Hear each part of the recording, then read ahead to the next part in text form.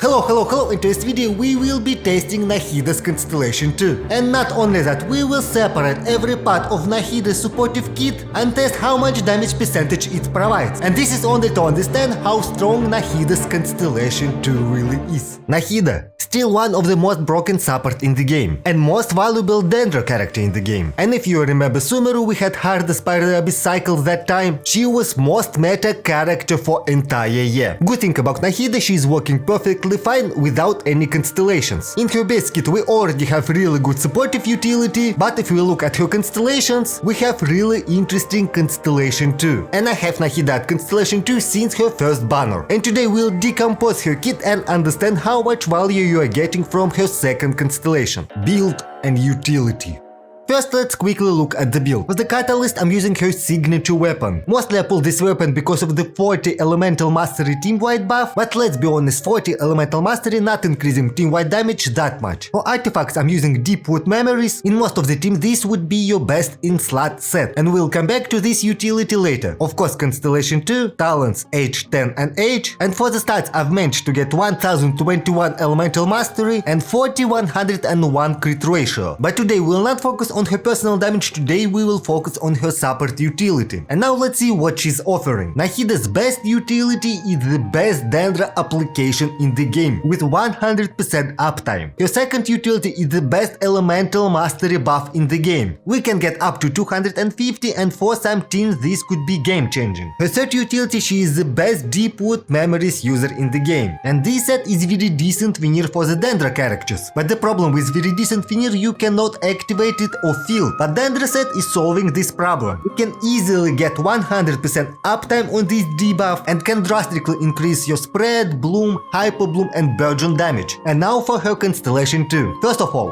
of our bloom related reactions can crit. Second, we can decrease enemy defense. And defense shred is quite rare debuff in this game. And after all buff, you are not getting diminishing returns on that. And today we will test every piece of value from her kit and we'll see how much damage increase we are getting. Spread Nahida. And first we will test Nahida in the spread teams. And our spread damage dealer would be of course Tighnari. Tighnari is getting a lot by having Nahida in the team, and because Tighnari's main source of damage is charge shot, we will be calculating damage with the Wrath and Cluster Bloom arrows. And first we need to make our base point. And because Tighnari is not played without reactions, first we will test damage with Yaimika as Electra Applier. And only after that we will start to add Nahida's buffs one by one. And let's see how this will go. So placing totems, Tighnari skill and the charge shot, 18,000. And the total damage for the charge shot is 44,626. And this would be our base point, and from that we will calculate percentage increase. And now let's add first Nahida's buff, and we'll go with Elemental Mastery. My Nahida will give exactly 250 Elemental Mastery, because with all resonances we are getting more than 1000. And we are kinda getting diminishing returns on that. Yes, my Tighnari doesn't have a lot of Elemental Mastery, because I don't have good Elemental Mastery sense, but in previous test we still was getting 40 Elemental Mastery from Nahida's weapon and 100 Elemental Mastery from Dendro Resonance. And let's not forget that Tighnari has Elemental Mastery scaling like most Dendro characters. So let's see how much improvement we are getting. So, placing totems, using Nahida's burst to activate Elemental Mastery buff, Tighnari skill, and 23,000 for initial hit, and total damage for the charge shot would be 54,000. And this gives us almost 22% from our base point. Quite good damage increase from only Elemental Mastery buff. And now let's go for the second buff, and this would be debuff actually. So we will test how much Deep-Wood Memories provide. 30% is quite good decrease, and we are not getting diminishing returns on that in this team. But the problem is we need to use skill to activate that. And if we use skill, we will activate defense decrease too. And to test this debuff, we will be using Collei. So we will use Nahida's burst to activate Elemental Mastery buff and use Collei's skill to activate Deep-Wood Memories debuff. And this combo will allow us to see how much C0 Nahida will give. And let's test our improvement. So totems, Nahida's burst, Collei's skill, and using Tighnari 29,000 initial hit, with the total damage 66,000. So C0 Nahida can increase Tighnari's damage up to 50% from his base, and the damage increase from the previous phase is 23%. Yes, elemental resistance decrease is quite strong debuff. And now let's move for the last test. 30% defense decrease from Nahida C2. Good thing about that, it will amplify all previous buffs that we previously got. And not only buffs, it will amplify reaction damage too. So let's see how much value full potential C2 Nahida are giving us. And let's do the same thing, but now with all the buffs. Nahida skill, burst, going to Tighnari, and initial shot 34,000. And the total damage for the charge shot would be 78,000. So C2 Nahida increasing Tighnari's base damage up to 76%. But if we compare it to C0 Nahida, we are getting 80% increase. And that's why we was testing all buffs today, so we can make comparison. And percentage wise, C2 are giving lowest increase from today's buffs, but it's too early to make any conclusions. And now let's quickly make real DPS check. We'll make Spiral Abyss run with every team featured in today's video, but there is a problem. Most interesting fight in Spiral Abyss right now is Hydra Tulpa, but because of constant Hydra application you cannot neither spread or aggravate against this boss. So every team would be played as Hyperbloom against him, and because of that we'll test every team against Lega Hypostasis. Tighnari is a very good boss killer, so let's see how this will go. So for the cards, Creed Raid card, nice. So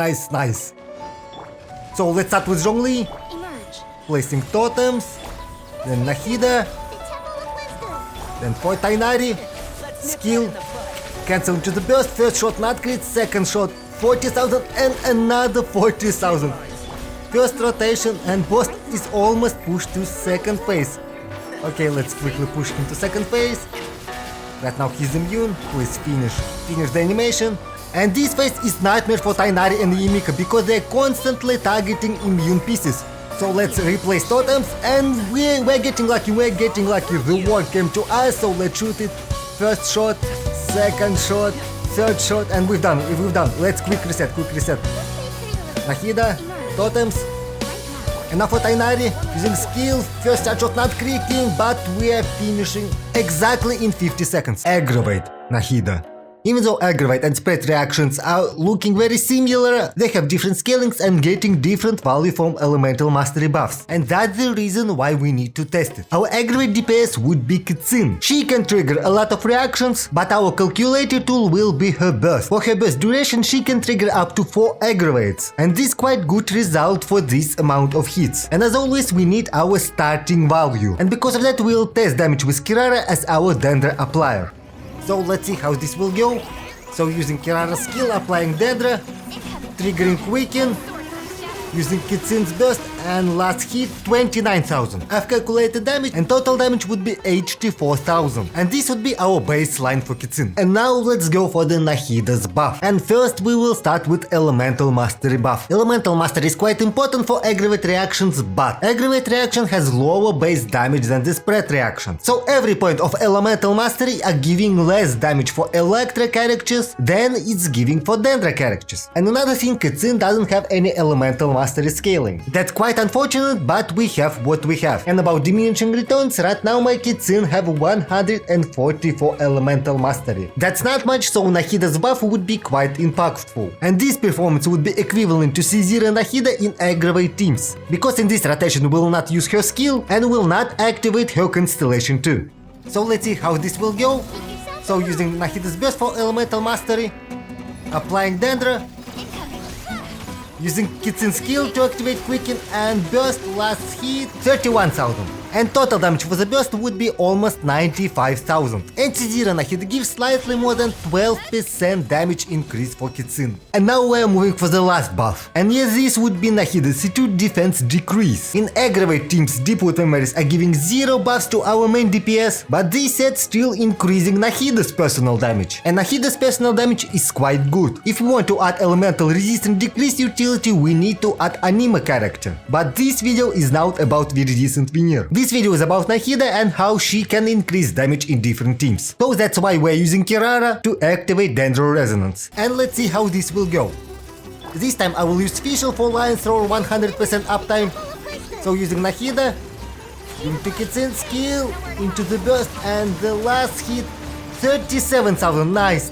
And right now total damage for the burst is 111,000 damage. And C2 Nahida with all buffs increasing our damage almost by 33% from the base. But if you compare this with C0 Nahida, it's the same 17.8% damage increase, like we had with Tainari. And do you see the pattern here? No matter how much buff we're using, no matter what team we're using, we're getting this same 17.8% damage increase without diminishing returns. And now for the real DPS check. For the team I want to go double Electra, double Dendra, and Lega Hypostasis is not comfortable enemy for Kitsin. Because of his hitboxes, Kitsin can miss with some attacks, and when he's flying we're wasting a lot of time with our DPS. And let's see how this will go. So crit red card again. So let's start with applying Electra. Nahida skill into the burst.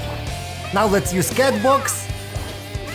Alright, let's summoning some Pokemon and let's go for Kitsin finally using burst. Is he running away? No, he's not running away. That's good. Now he's running away. That's unfortunate, so let's reset. So Cat team for the win, so reapplying Dendra, summoning Oz, going to Kitsin. Let's poke him with our sword. So let's poke him again. Couple of pokes and he will be pushed for the second phase. Yes, the fight kinda sloppy, but we're getting again Worm. I hope he will drill to us. And he don't want to. So let's use Cat, let's use Crow, let's use another Cat, let's use Cat's burst, and the Worm is done. So let's make quick reset. Nahida of the Crow, going to Kitsin, and we are done in 63 seconds. Hyperbloom Nahida. Nahida performs really good in Hyperbloom teams, but the reason for that is not her buffs. The main reason for that, she is the best Dendra applier in the game. But if we talk about damage increase in Hyperbloom team, she is not that strong that you are thinking. And first let's test Hyperbloom damage without any buffs. Our Hyperbloom activator will be Cookie with Flower of Paradise Lost set and 953 Elemental Mastery, and in the first test we will be using only Nahida's normal attacks, without including her other utility. That's how we'll see Hyperbloom's base damage. And now let's see. So, applying Dendra, creating Dendra course with C2, using Cookie, going to Nahida, creating Dendra course again, and the damage, 27,000, yes, 27,500. And right now almost 28,000 because Paradise Lost set needs time to be activated. And this would be our base point. And now we're going for the second test. Yes, in previous tests we already done pretty good damage, but right now we'll test most important support set for Hyperbloom, Deepwood Memories. And as always, we cannot use Nahida's skill because this will activate her constellation too. So our Deepwood Memories user will be Kolei. We'll use Nahida only as Dendra cost creator with her normal attacks. And let's add the damage increase. So starting with Kolei, creating Dendra course, or using Cookie, starting create Dendra course, and how much we're doing. Let's wait while Kolei buffs run out. And we're doing 34,112 damage with our Hyperblooms. And percentage-wise we're getting 22%. So from Deepwood Memories we're getting this same percentage increase that we've got with the spread previously. And now for the Nahida's buff. Yes, we're going for Elemental Mastery buff, and it is not so bright here. Yes, Elemental Mastery is directly increasing Hyperbloom damage. But first of all, story of diminishing returns. More Elemental Mastery we're getting, less value it gives. And Cookie all the time is already built with a lot of Elemental Mastery. But all that we said previously is actually doesn't matter, because this buff applied only to active character, and Cookie is used as off-field character, so she doesn't even receive this buff. So yes, Nahida at C0 with her base kit is not increasing Hyperbloom damage. And the next showcase will be equal C0 Nahida, because again we'll be using Kolei as Deepwood Memories activator. And let's make a proof. So using Nahida's Elemental Mastery buff, Kolei to activate Deepwood Memories, C2 creating Dendra course. So using Cookie, and while Cookie was on the field, we've made 37,000 Hyperbloom. But right now we're doing this same Hyperbloom damage that we've done previously, 34,000. So yes, Nahida is increasing Hyperbloom damage only when we're using Cookie on field. But this is very rare scenario, so the damage increase from Nahida's elemental mastery buff for Hyperbloom teams is quite low. And now finally we are going for the C2. As we seen previously, Nahida with her base kit is not that effective to increasing Hyperbloom damage. Deepwood memories is what are helping the most, and with her C2 we can finally affect Hyperbloom with her personal kit. With C2 your Hyperblooms would crit with 20% crit rate and 200% crit damage. And we can actually calculate this ahead, and this would be 20% DPS increase for the Hyperblooms. And let's see on the big numbers. So using Nahida, C2 creating Dendrocos, so using Cookie, Hyperblooms don't crit, Hyperblooms don't crit again, please crit, and we are ending with double 68,000 Hyperbloom crit, which is exactly double damage from our previous results, and percentage wise we already calculated it at 20% if we took out all RNG. And now for the Hyperbloom's real DPS check. One thing about Hyperbloom, it's losing a lot of DPS against single targets. And again, when this boss is moving, it has pretty weird hitboxes. But this doesn't matter for the team. Hyperbloom is still most broken reaction in the game, so we shouldn't have any troubles. So let's go, let's show how strong our melons is. So let's go Nahida. So we're creating Dendrocores. Okay, he's running away, he's already scared of us. So Cookie, so summoning small Pokemon, and let's explode this hypostasis,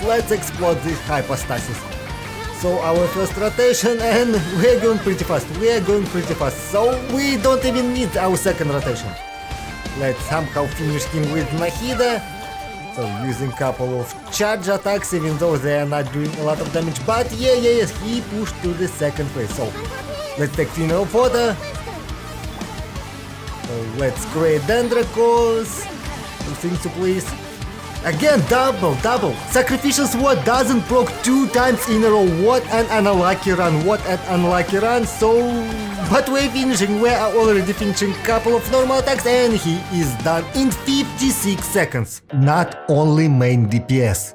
Before we make conclusion, we need to clarify one thing. As we seen previously, Nahida's elemental mastery is quite good, but the problem is for the most reaction it's not snapshotable and it's only affecting your active character. And as we seen before, it's not making great value in some teams. Nahida C2 on the other hand has 100% uptime and affecting all of your team. And in Nahida teams we're using sub DPSs a lot, and in most teams these characters are not getting value from Nahida's buff. The main value is Dendro application for reactions. And if we took as example Tainari's team, Nahida C2 applied to every character. We're not only increasing Tainari's damage, we are increasing Yumika's damage, we are increasing Nahida's personal damage, and Nahida's personal damage is quite good, and if we want to drop Zhongli's meteor, his damage will be increased too. So with this 17.8% increase applied to all of your team. And sub DPS meta is actually quite strong thing right now, and all team buffs are becoming more and more important. Conclusion. So what we have in the end?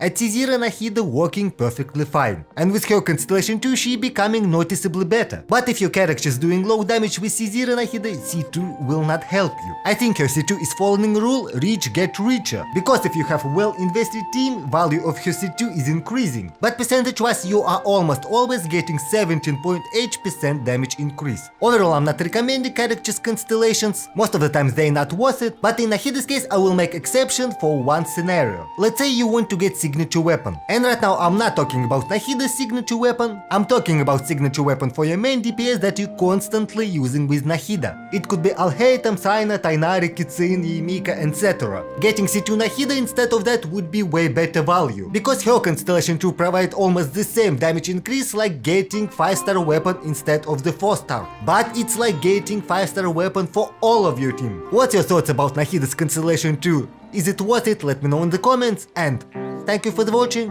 subscribe to my channel, and I'll see you in my next video.